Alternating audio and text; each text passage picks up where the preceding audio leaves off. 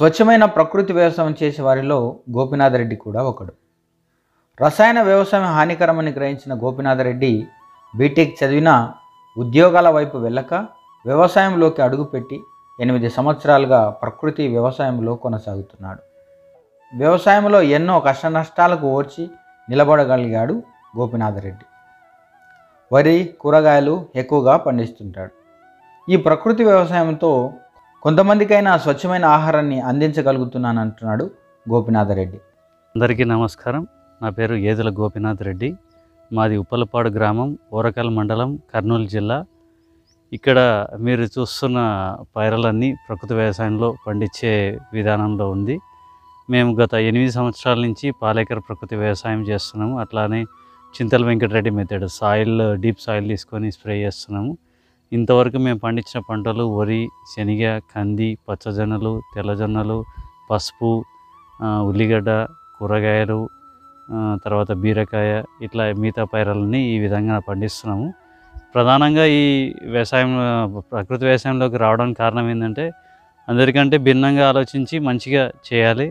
అందుకు ఇది స్టార్ట్ చేశాము. స్టార్టింగ్లో చాలా ఇబ్బందులు ఉండేది, వాటర్ లేక, తర్వాత పంట వచ్చిన అమ్ముకోలేక చాలా సమస్యలు. అవి నిదానంగా మేమే సేల్ చేసుకుంటూ మార్కెట్లో చిన్నగా ఇది చేసుకుంటూ వెళ్తున్నాము. ఇప్పుడు మన కందులు కానీ కందిపప్పు చేయడం, శనగలు కానీ శనగపప్పు, ఆ విధంగా చేసుకుంటూ కర్నూలులో ఒక షాప్ కూడా ఉంది మాకు, ఏ క్యాంపు వాతావరణంలో. అక్కడ మా ప్రోడక్ట్స్, దాంతోపాటు ప్రకృతి వ్యవసాయంలో పండించిన ఇతర రైతుల ప్రోడక్ట్స్ కూడా ఉంటాయి. ఇది చేస్తున్నందుకు బాగా సంతోషంగా ఉంది. అండ్ మీన్వైల్ మార్కెటింగ్ కూడా బాగా ఇబ్బంది ఉంది. దీనికి మనకి సర్టిఫికేషన్ ప్రాసెస్ వచ్చి మనకి మార్కెటింగ్ వెహికల్స్ అట్లా గవర్నమెంట్ ఇప్పుడు రైతు బజార్స్ పెట్టినట్టు దీనికి కూడా సపరేట్ రైతు బజార్స్ పెట్టి ప్రోత్సహిస్తే ఇంకా చాలా బాగుంటుంది.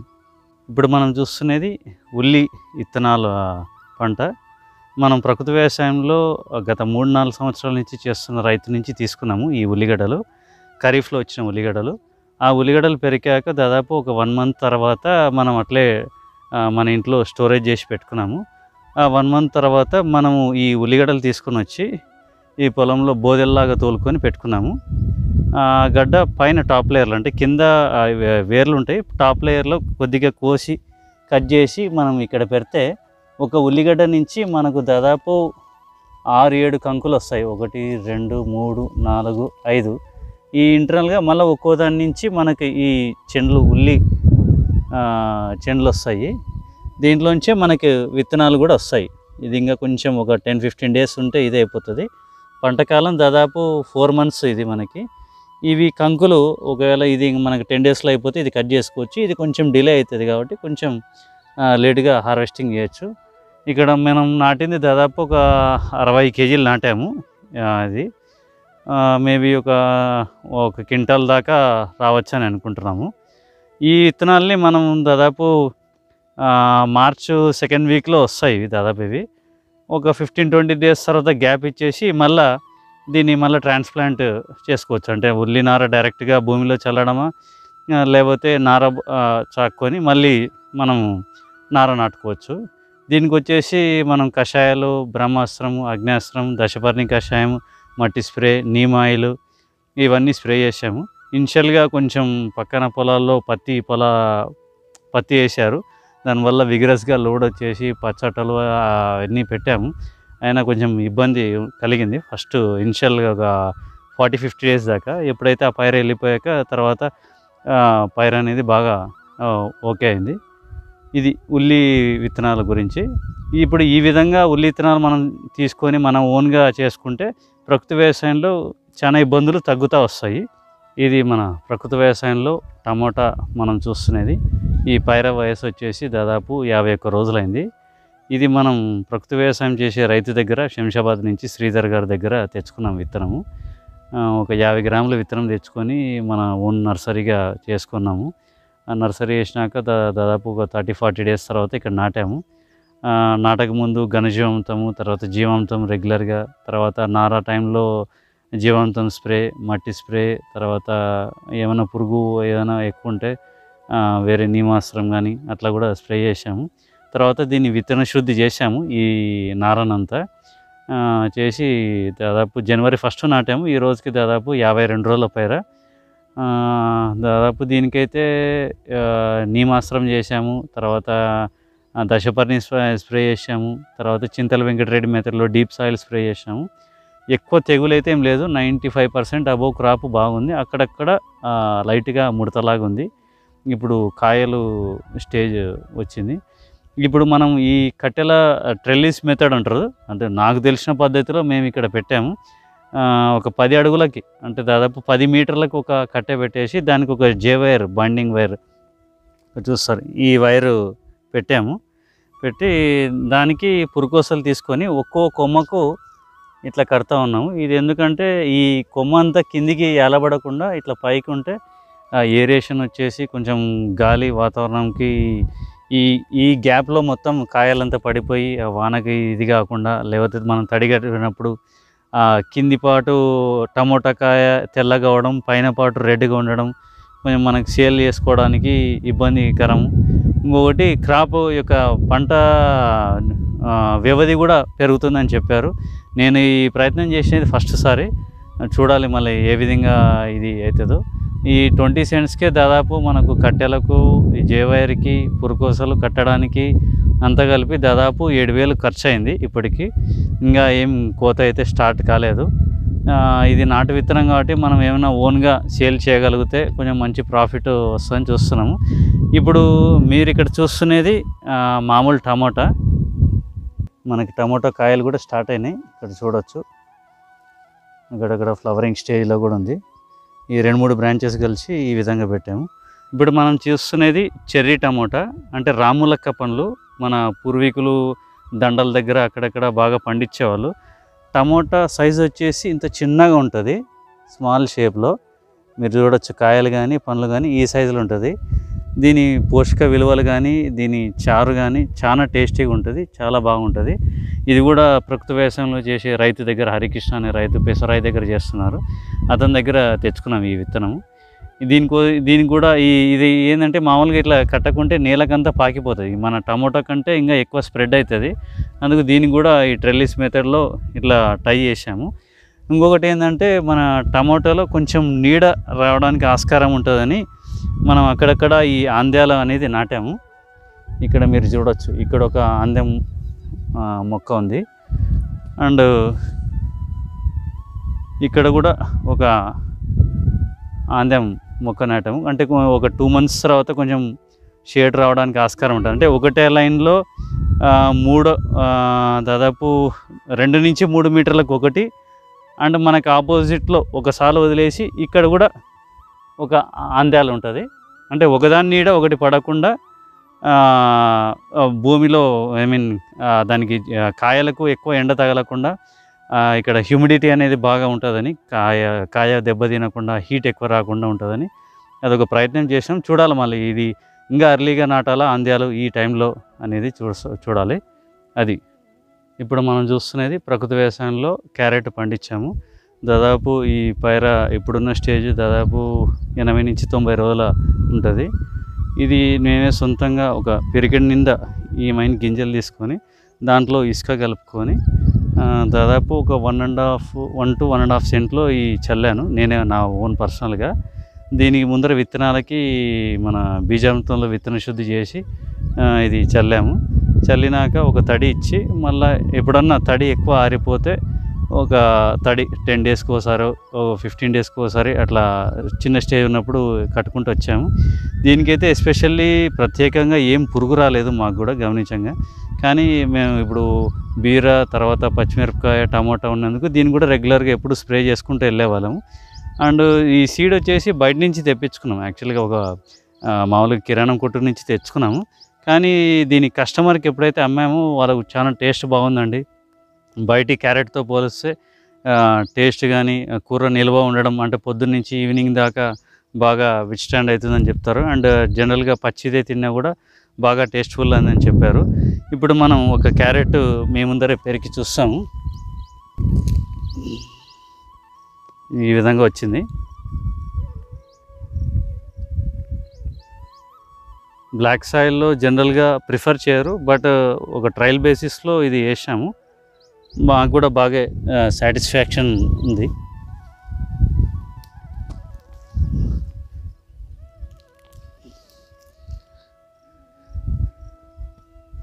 ఈ విధంగా వచ్చాయి.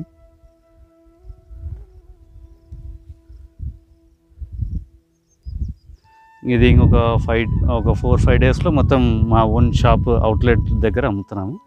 కస్టమర్ రెస్పాన్స్ కానీ ఫీడ్బ్యాక్ కానీ చాలా బాగుంది. ఇప్పుడు మనం చూస్తున్నది ప్రకృతి వ్యవసాయంలో పండించిన తోటకూర అండ్ పాలకూర. ఇది కూడా ప్రకృతి వ్యవసాయంలో పండించిన రైతు దగ్గర తీసుకొని మనం విత్తనాలు వేసి బ్యాచ్ వైజ్ ఒక మంత్కి ఒక 20 డేస్కి ఒకసారి ఇట్లా బ్యాచ్ చేసి దీన్ని కట్ చేసుకొని మా ఓన్ స్టోర్లోనే అమ్ముతున్నాము. ఒక కట్ వచ్చేసి దాదాపు 5 రూపాయలలాగా. మనం రిస్క్ కూడా తక్కువ, పురుగు కూడా పెద్దగా ఉండదు. కస్టమర్స్ కూడా కొంచెం వస్తారని వేసాము. అండ్ టేస్ట్ పరంగా కూడా చాలా బాగుంది. మేము ఇంట్లో వాడి చూసాము అండ్ కస్టమర్స్ కూడా బాగుందని చెప్తున్నారు. దీనికి పెద్దగా పెట్టుబడి ఎక్కువ ఏం అవసరం లేదు. మనకి 30-40 డేస్ లోపల పైరు అయిపోతుంది. అది ఈ ఆకుకూరల గురించి. ఇప్పుడు మనం ప్రకృతి వ్యవసాయంలో మన బంతిపూలు నాటింటాము ఇంతకుముందు. దాన్ని ఆ పూల్ని డ్రై చేసి మనం ఇక్కడ నారలాగా పెంచుకున్నాము. ఇది మనం నాటుకోవచ్చు ఇప్పుడు. ఇది దేనికంటే ఆకర్షణ పంట కింద మనం టమోటాలు కానీ మిరపలు కానీ అట్లా నాటుకుంటే ఏదైనా పెస్ట్ కానీ దాని కానీ బాగా పనిచేస్తుంది. ఇది మళ్ళీ తీసి పైరాలు నాటాలి. దాంతోపాటు మనకు ఇక్కడ కొత్తిమీర కనిపిస్తుంది. ఈ పైర వయసు వచ్చేసి దాదాపు 18-20 రోజుల వ్యవధిలో ఉంటుంది. ఇది కూడా మనం ప్లగ్ చేసుకొని మార్కెట్లోకి ఇది వేయచ్చు. ఇది కూడా నాటు విత్తనాలు, హైబ్రిడ్ది కాకుండా మనం నాటు కొత్తిమీర వేసాము. టేస్ట్ కానీ దాని కస్టమర్ రెస్పాన్స్ కానీ చాలా బాగుంది. ఇప్పుడు మనం చూస్తున్నది ప్రకృతి వ్యవసాయంలో పండిస్తున్న సుగంధ పసుపు రకం. సుగంధం అనేది ఏంటంటే దీనికి ఈ పసుపు కొమ్ము బ్రేక్ చేస్తే మనకి స్మెల్ బాగా వస్తుంది. దీని కలర్ వేరే బాగా, అంటే మనకు దుగ్గిరాల కడప వెరైటీ లాగా పసుపు కలర్ అంటే లైట్ కలర్లో ఉంటుంది. కానీ దీని యొక్క కొమ్ము కానీ అది కానీ చాలా కలర్ఫుల్ ఉంటుంది. స్మెల్ ఉన్నందుకు దీనికి సుగంధం రకం అనేది ఇక్కడ మన లోకల్గా మా ఊర్లో 9 ఏళ్ళ కింద తీసుకున్న విత్తనం ఇది, ఈ సుగంధం రకం అనేది. అక్కడి నుంచి తీసుకొని మా ఊర్లో దీని ప్రకృతి వ్యవసాయంలో గత 8 సంవత్సరాల నుంచి సాగు చేస్తున్నాము. ఫస్ట్లో మాకేంటంటే విత్తనము ఉంట పసుపు, కొమ్ము పసుపు అనేది వస్తాయి. ఉంట వేసినా మనం కొమ్ము అయ్యి ఇది ఉంట వేసినా ఉంట పసుపు అయ్యి మళ్ళీ అడిషనల్గా కొమ్ములు వస్తాయి. మనం కొమ్ము వేసినా మళ్ళీ ఉంటాయి, మళ్ళీ అడిషనల్గా కొమ్ములు వస్తాయి. ఏది వేసినా అదే వస్తుంది. కానీ ఉంట పసుపు ఎక్కువ మేము వేస్తాం. ఎందుకంటే మనకి పంటలో ఒక ఎకరాకు వచ్చేసి పసుపులో 400 నుంచి 500 కేజీలు దాదాపు పడుతుంది కొమ్ము అయితే. అదే ఉంట పసుపు వేసుకుంటే మనకు పంట బాగా వస్తుంది. కానీ సీడు ఎక్కువ, విత్తనం అనేది మోతాదు ఎక్కువ అవుతుంది. ఉంట పసుపు వచ్చేసి మనకు ఎకరాకు 800 కేజీల నుంచి 900 కేజీలు పడుతుంది. మన సొంత పొలంలో అయితే ఉంట పసుపు వేసుకోవచ్చు. బయట నుంచి కొని వేయాలంటే కొంచెం ఇబ్బంది. మేము ప్రాక్టికల్గా ప్రతి ఇయరు ఉంట పసుపు సపరేటు, కొమ్ము సపరేట్ వేస్తున్నాము. ఉంట అనేది పసుపు గ్రోత్ ఫాస్ట్గా వస్తుంది కొమ్ము పసుపు కంటే. అండ్ డిసీజ్ రెసిస్టెన్స్ కూడా బాగా తట్టుకోగలుగుతుంది. అండ్ మనకి ఈల్డింగ్ కూడా బాగా వస్తుంది. కొమ్ము కూడా వస్తుంది, బట్ ఈక్వల్గా ఇంతవరకు మాకైతే ఫుల్ ఇరిగేషన్ వాటర్ ఇవ్వలేదు. ఇంతవరకు ఎప్పుడు సెమీ ఇరిగేషన్ కింద వచ్చాయి. కానీ ఈసారి కొంచెం జూలైలో విత్తనం వేసాం. ఇది దాదాపు కొంచెం కొన్ని కారణాల వల్ల డిలే అయ్యి, అందుకు కొంచెం ఈ మచ్చ తెగులు కానీ అవి కానీ కొంచెం ఎఫెక్ట్ కొట్టి పైరు అనేది ఇది అయిపోయింది. మొత్తం అంతా పడిపోయింది దాదాపు పొలం అంతా. దానికి మచ్చ తెగులకి ముందర మనం జీవామృతం కొట్టాము, పుల్లటి మజ్జిగ కొట్టాము, తర్వాత దశపర్ణి స్ప్రే చేసాము, డీప్ సాయిల్ స్ప్రే చేసాము. ఇట్లా అన్ని విధాల కషాయాలు చేసాము. ఈసారి దిగుబడి వచ్చేసి దాదాపు ఒక 10 నుంచి 15 క్వింటాల దాకా రావచ్చు. యాక్చువల్గా ఈ ఎక్సెస్ రైన్స్ లేకపోతే ఇంకా బాగా వచ్చేది. ఇంకో దిగుబడి తగ్గడానికి కారణం ఏంటంటే ఇది టోటల్ బ్లాక్ సాయిల్, మంచి నల్ల రేగడి పొలము. ఈ వర్షాలు అధికంగా కావడం వల్ల మొక్కకి కొంచెం అంత హెల్తీగా లేకపోవడం, ఎక్సెస్ రైన్స్, అసలు తళ్ళు కూడా దాదాపు 5-6 తళ్ళు ఇచ్చాము. ఎప్పుడు వాన పడి పడి మొత్తం ఇదైపోయింది. లేకపోతే ఇంకా కొంచెం మనకి దిగుబడి అనేది పెరిగేది. దీంట్లో మనం ఈ పండించిన పసుపుని డ్రై చేసి లైట్గా పాలిష్, అంటే పైన పొట్టు పోయేటట్టు పాలిష్ చేసేసి మనం డైరెక్ట్ మార్కెట్కి పౌడర్ చేసి అమ్ముతున్నాము. ఒక పాలేకర్ సిద్ధాంతంలో పండించినది అని.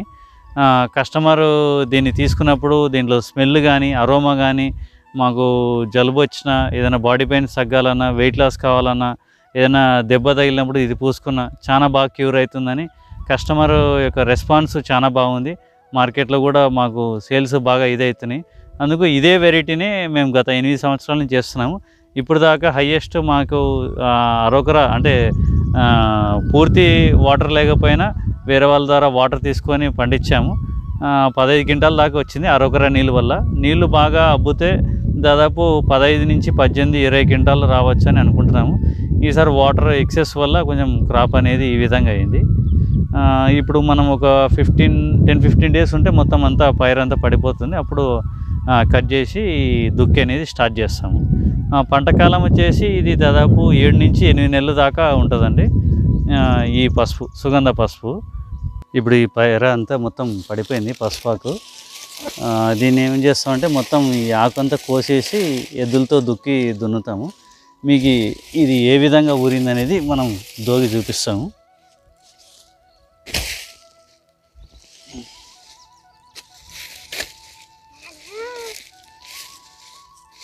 ఇది వచ్చేసి ఓల్డ్ విత్తనము. ఇది కొంచెం బ్లాక్ కలర్లో ఉంటుంది. ఇది మనకు వచ్చిన దుంప.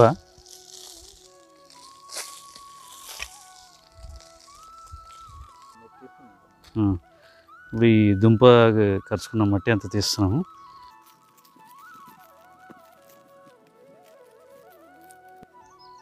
ఇప్పుడు మనం దోగాము ఇందాక దుంప.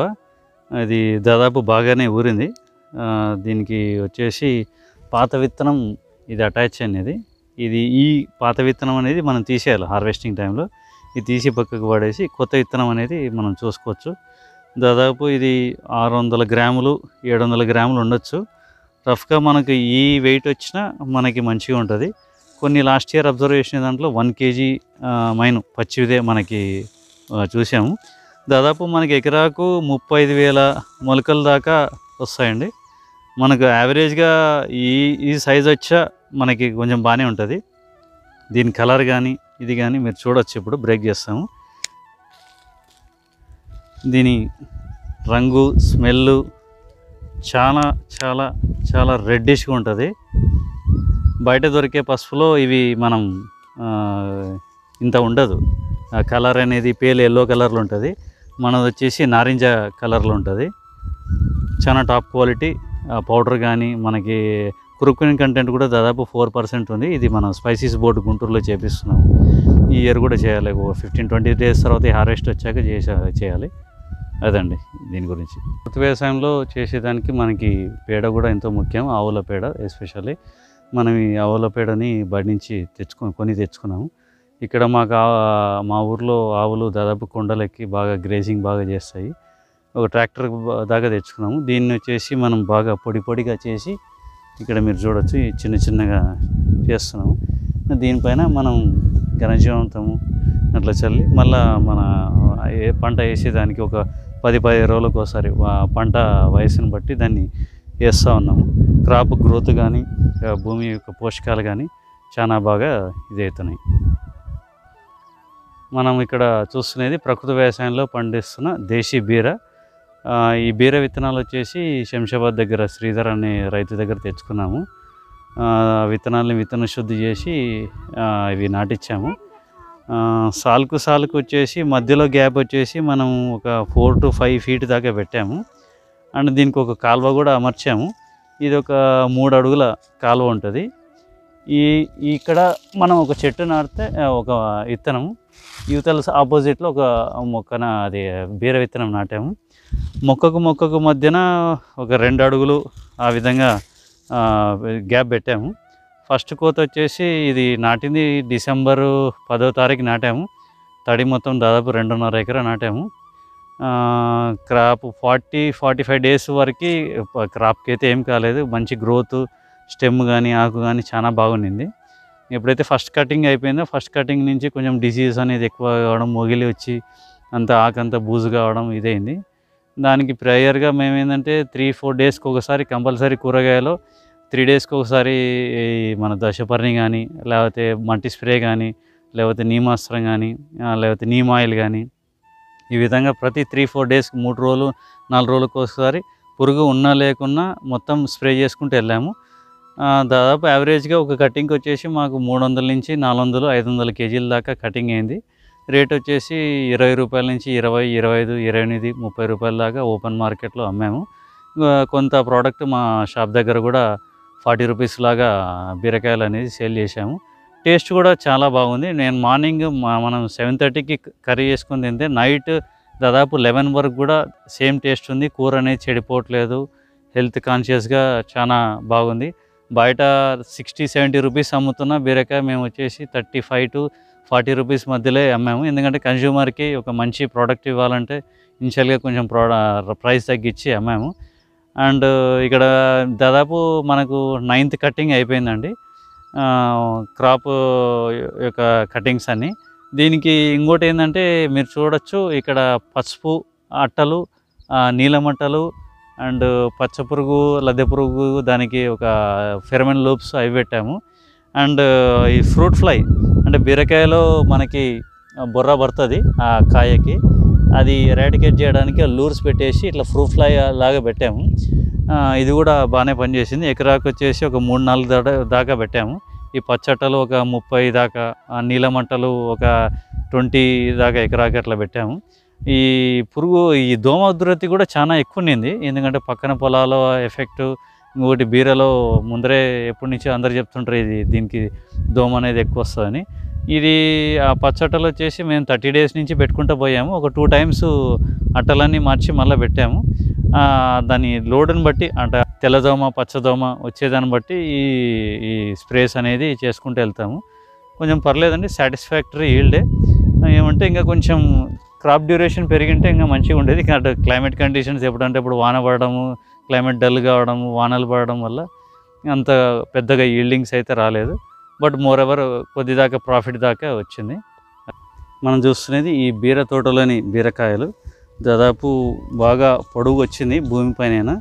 మ్యాక్సిమం ఇవి ఒక 20-30% దాకా ఉన్నాయి. తర్వాత ఈ సైజ్వి ఒక 40-50% దాకా వస్తున్నాయి మనకి. అండ్ కొంచెం కటింగ్స్ ఎక్కువయ్యాయి కాబట్టి ఈ సైజెస్ కూడా వస్తున్నాయి మనకి.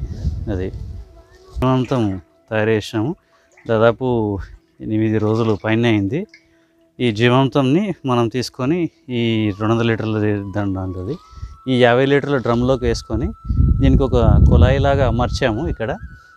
ఇక్కడ మనకు డైరెక్ట్ నీళ్లు పారేటప్పుడు దీంట్లో పోసుకొని పొలానికి ఇట్లా పారేస్తాం అనమాట. ప్రతి తడికి ఈ జీవామృతం అనేది ఎకరాకు 200 లీటర్ల నుంచి 400 లీటర్లాగా పారేస్తాము. పైరకు కూడా చాలా బాగుంటుంది అండ్ భూమికి కూడా బాగా సత్వ అవుతుంది. ప్రతి ఒక్క పైరకి, టమాటోకి కానీ, మిర్చికి కానీ, ఆనియన్స్ కానీ, ఏ పైరకైనా రెగ్యులర్గా ఇది వాడుతూ ఉంటాం జీవామృతం అనేది. ఇప్పుడు మనం ప్రకృతి వ్యవసాయంలో ఉల్లి గడ్డ చూస్తున్నాము. బయట నుంచి విత్తనం తెచ్చుకొని విత్తనాలు చల్లుకొని కొన్ని విత్తనాలు మనం ట్రాన్స్ప్లాంట్ చేసాము. దీనికి కూడా విత్తన శుద్ధి చేసాము. దీనికి ఇంతకుముందు ఏంటంటే బెడ్ సిస్టమ్, ఒక 3 అడుగులకు ఒక బెడ్ లాగా చేసుకొని మధ్యలో ఆ విత్తనాలని చల్లుకున్నాక ఫ్లడ్ ఇరిగేషన్ ఇచ్చేసి మొలిచాక ఒక 4-5 డేస్కో 7 డేస్కో అట్లా మొలుస్తుంది.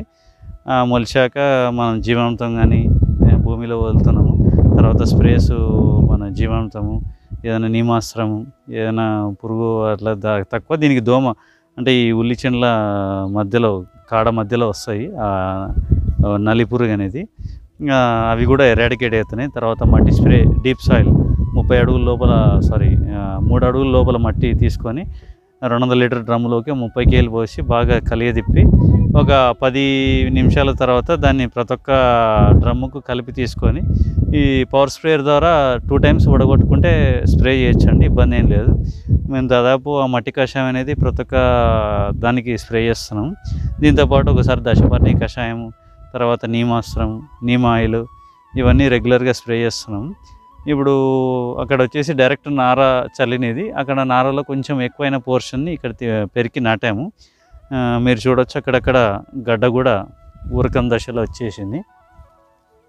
ఇక్కడ ఇంకొక 1.5 మంత్ తర్వాత మనకి ఇది వస్తుంది. దాదాపు ఎరాడికేట్ అయినట్టే, వేరే డిసీజెస్ కానీ అట్లా ఏం లేదు.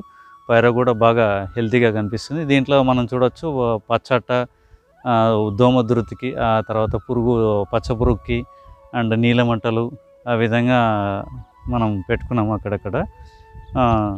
దాదాపు ఈ రబీ సీజన్లో ఏంటంటే దాదాపు మనకు 4 నెలల పంట కాలం. మనం అక్కడ ఉల్లి చెండ్లు చూసినది అయితే మన ఓన్ విత్తనము ఖరీఫ్లో తీసుకొని రబీలో నాటి వచ్చేది. ఈ రబీకి మాత్రం బయట సీడ్ తెస్తాము. ఖరీఫ్లో మాత్రం పంట డ్యూరేషన్ వచ్చేసి మనకు ఒక 70-80 రోజుల్లో కంప్లీట్ అయిపోతుంది. టోటల్ ఇక్కడ బ్లాక్ సాయిల్లో ఇదవుతుంది. అప్పుడు మనకు దిగుబడి వచ్చేసి 70 నుంచి 80 క్వింటాల దాకా వస్తుంది. ఈసారి ఒక 10 నుంచి 15 సెంట్లే నాటాము. చూడాలి ఈసారి దిగుబడి ఏ విధంగా వస్తుందో. ఇక్కడ మీరు చూస్తున్నది ఉల్లి నారలో బెడ్స్ నార చల్లుకున్నాము. దాంట్లో ఒక బెడ్ వచ్చేసి మిర్చి నార అండ్ టమాటో నార చల్లాము. ఇవన్నీ మిర్చి పెరికేసి అక్కడ నార నాటాము. కానీ వేరే ఒక రైతు గద్వాల నుంచి ఫోన్ చేసి చెప్పాడు ఏంటంటే, మనకి చికెన్ మట్టి తీసుకొని చెట్టు పైన డైరెక్ట్ చల్లుతుంది. దాదాపు మేము చల్లి కూడా ఒక 20 డేస్ పైన అయింది. చిక్కని మట్టి తీసుకొని మొత్తం ఈ చెట్టు పైన చల్లాము. ఇక్కడ మీరు అబ్జర్వ్ చేయొచ్చు, దాదాపు 1 మంత్ బ్యాక్ లీవ్స్.